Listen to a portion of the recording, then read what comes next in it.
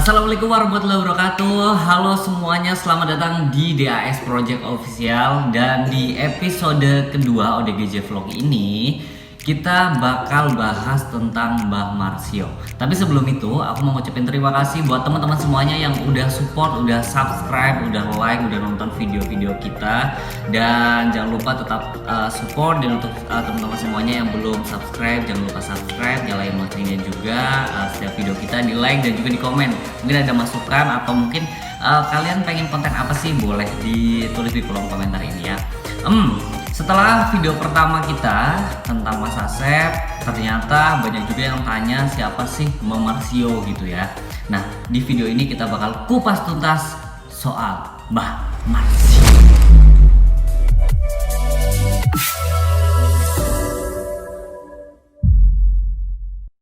Oke, pertanyaan pertama yang pasti bakal muncul di benak kalian ketika dengar Mbah Marsio, siapa sih Mbah Marsio itu gitu. Oke, aku bakal jelasin soal Mbah Marsio. Tapi sebelumnya kita juga udah ngobrol sama beliau, sama Mbah Marsio. Tapi emang kita mengalami beberapa kendala karena memang usia dari Mbah Marsio udah 90 tahun gitu ya. Terus abis itu ada beberapa pertanyaan yang mungkin harus kita simpulkan gitu ya.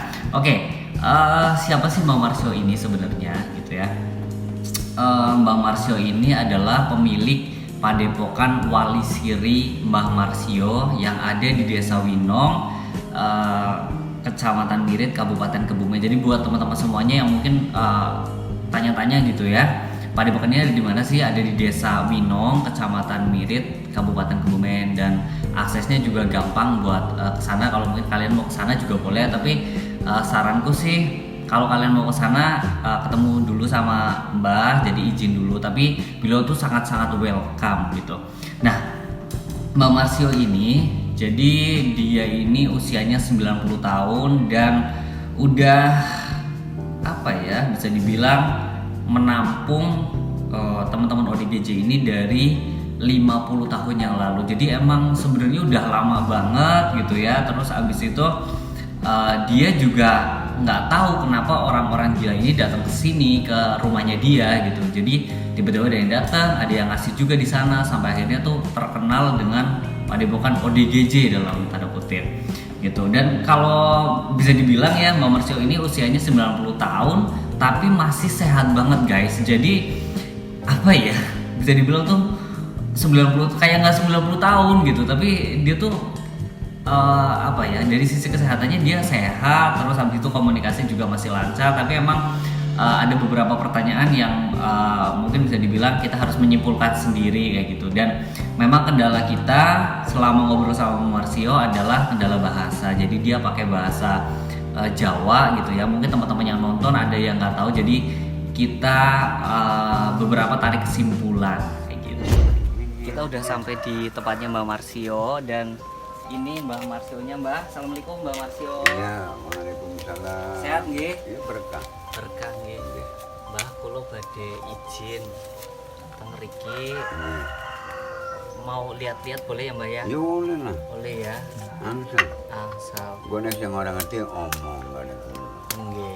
Mbah Marsio yuswane pinten? 90. 90. Iya.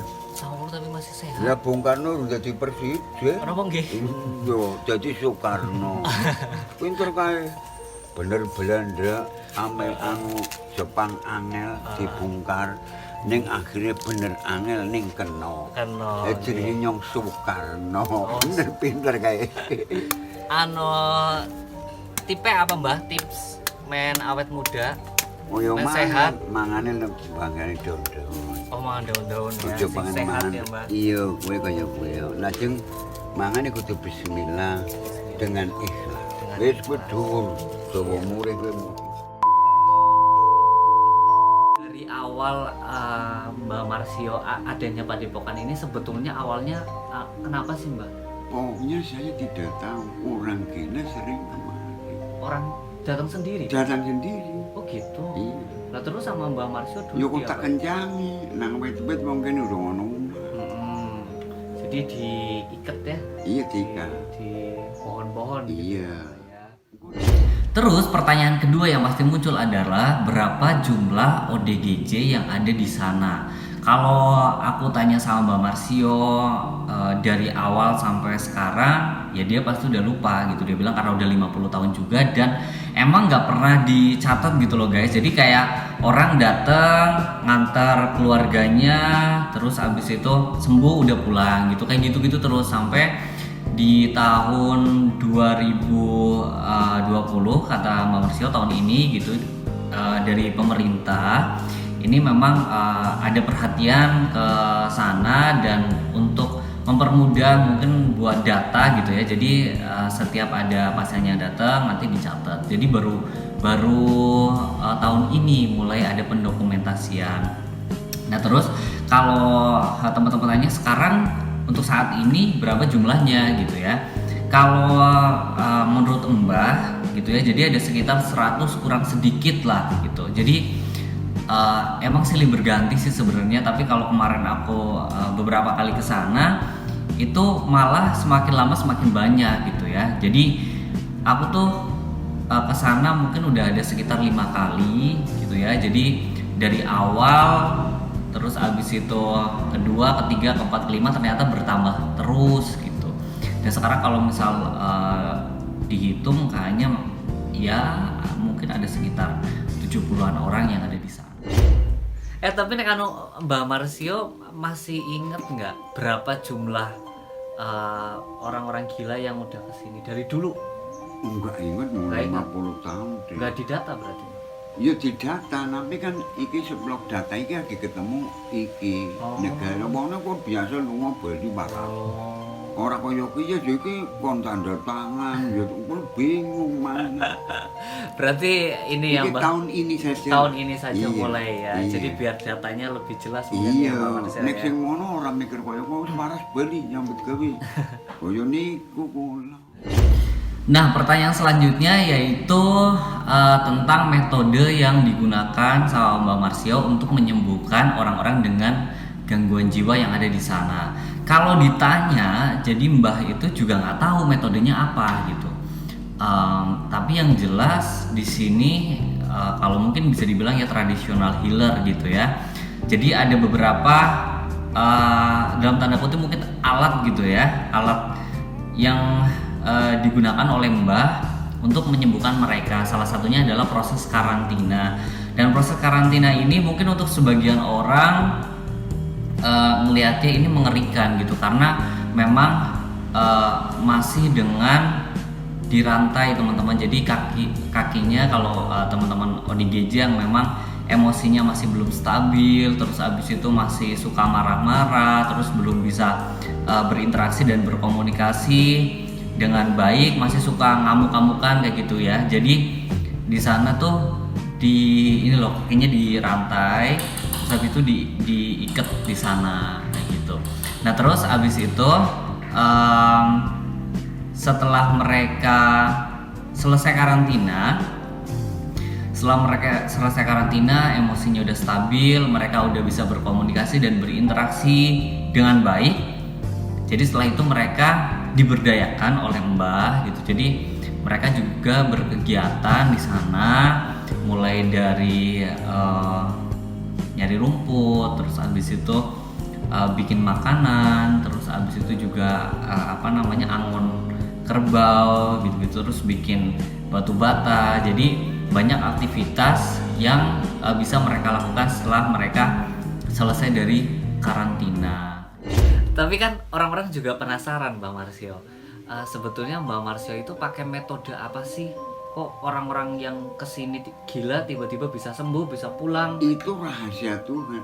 Rahasia Tuhan? Ya, saya tidak tahu dan tidak mengerti bahwa saya kena hidayah. Oh gitu? Ya repot nih. Jadi nggak ada apa mungkin metode-metode yang diciptakan? Orang nono tanggane wit iki mboten nonton sih. Biasa lah segojangan, kangkung, lembayung, padha waras. Jadi nggak ada apa mungkin jampi-jampi atau apa? Nggak ada ya Mbak ya? Yang ngono kata godhogno bertawani. Jadi ya Mbak Marsio juga nggak paham kenapa orang gila yang kesini bisa sembuh sendirinya. Nggak tahu gitu ya. Satu kali itu langsung sembuh. Begitu datang pulang sehat deh. Oh gitu. Nggih. Oh. Tapi ada yang sembuhnya lama juga ada, Mas? Ya ada. Ada. Mana aneh deh, kalau begumun. Nah terus abis itu pertanyaan lain yang sering muncul yaitu kenapa sih orang-orang dengan gangguan jiwa ini bisa sampai kondisinya seperti itu gitu. Jadi kalau aku ngobrol sama teman-teman yang ada di sana yang emang udah bisa berkomunikasi, berinteraksi, bisa cerita gitu ya. Jadi sebenarnya tuh dari berbagai permasalahan. Tapi kalau aku nyimpulin atau menyimpulkan gitu ya, jadi sebenarnya karena pikiran guys.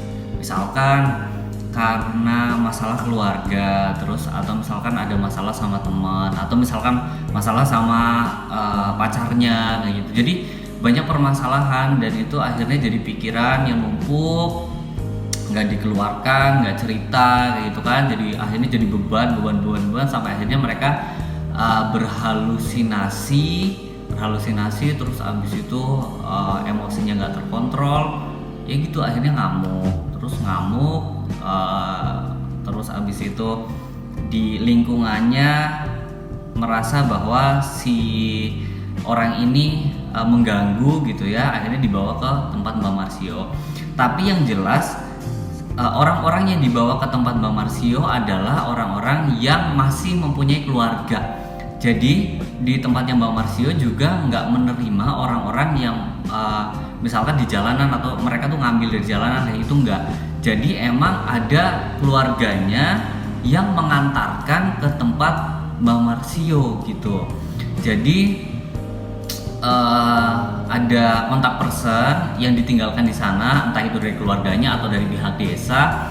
Nanti jadi setelah mereka udah sembuh gitu ya, udah bisa berkomunikasi, berinteraksi, emosinya juga udah stabil, jadi nanti dijemput gitu ya, jadi di kontak terus habis itu dijemput buat disuruh pulang. Tapi yang kadang-kadang aku miris tuh ternyata ada juga ODGJ yang dibawa ke sana, tapi sampai sekian tahun, ada yang katanya ada sampai yang 40 tahun, ada yang 5 tahun, ada yang 2 tahun belum diambil sama keluarganya. Padahal mereka udah bisa beraktivitas dan udah bisa komunikasi dengan baik gitu ya. Sampai pada akhirnya ketika mereka udah ibaratnya udah baikan gitu, udah sembuh, sampai akhirnya kambuh lagi karena kepikiran kenapa sih keluarganya tuh nggak ngambil gitu loh, mereka nggak dijemput buat pulang gitu. Itu juga yang menurutku sedikit disesalkan, kenapa sih keluarganya nggak ngambil orang-orang yang ada di sana. Tapi walaupun kayak gitu, Mbak Marsio tuh nggak pernah mengeluhkan gitu, dan Mbak Marsio juga bilang kalau misalkan keluarganya nggak ada yang ngambil, ya udah di sini aja nggak apa-apa kayak gitu, di sini aja nggak apa-apa. Dan Mbak Marsio akan dengan senang hati untuk menerima mereka di Padepokan Wali Siri Mbak Marsio. Oke guys, mungkin itu sekilas tentang sosok Mbak Marsio, dan buat teman-teman semuanya yang mau main ke sana juga boleh. Sekali lagi ada di Desa Winong, Kecamatan Mirit, Kabupaten Kebumen. Tapi jangan kaget kalau main ke sana karena yaitu tempatnya ada di desa, kondisinya seperti itu, jadi mohon dimaklumi. Tapi kalau Mbak Marsio sendiri pasti dia welcome banget sama orang-orang yang ada di sana. Tapi yang pasti harus jaga attitude gitu ya teman-teman semuanya. Oke, itu dia untuk ODGJ Vlog kali ini. Buat teman-teman semuanya, jangan lupa tetap tungguin video kita dan tetap support channel ini. Oke, terima kasih. Wassalamualaikum warahmatullahi wabarakatuh.